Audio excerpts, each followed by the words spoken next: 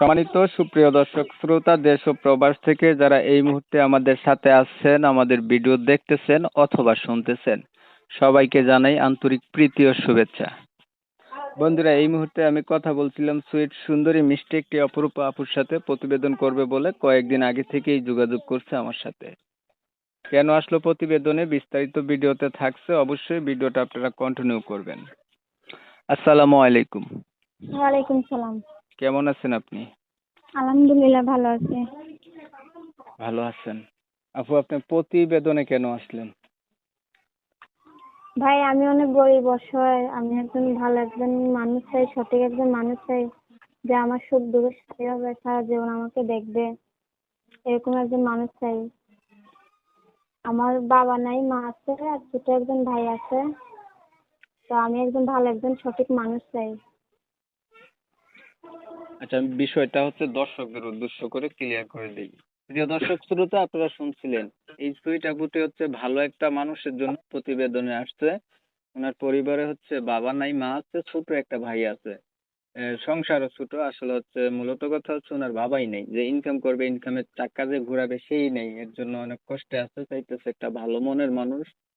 এর জন্য উনি প্রতিবেদনে আসছে। একটা ভালো মনের মানুষ যদি আপনি পান, কি করবেন? জীবন সাথী করবেন, বিয়ে করবেন? জি জি অবশ্যই। আচ্ছা, আপনার হচ্ছে পড়াশোনা আসেনি জানা? জি ভাই জি। কতটুক পড়াশোনা করছেন? 7 7। ক্লাস 7? হ্যাঁ। ভালো।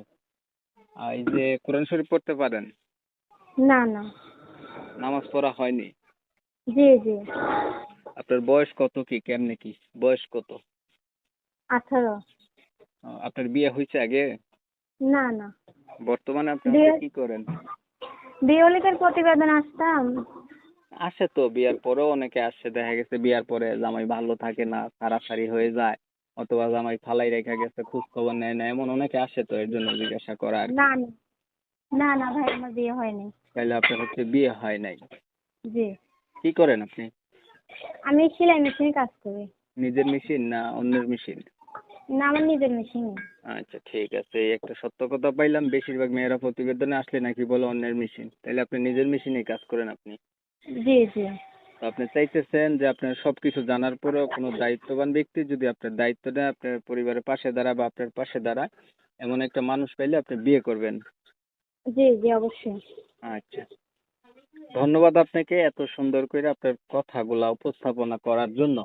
প্রিয় দর্শক শ্রোতা, আপনারা অলরেডি জেনে গেছেন আপুটি কেন আসছে প্রতিবেদনে। তবে আমি আন্তরিকভাবে দুঃখ প্রকাশ করছি, কমিউনিটি গাইডলাইনের কারণে ওনার নাম এবং ঠিকানা আমি আপনাদের মাঝে তুলে ধরতে পারতেছি না। আপনারা অবশ্যই আপুর কাছ থেকে জেনে নেবেন।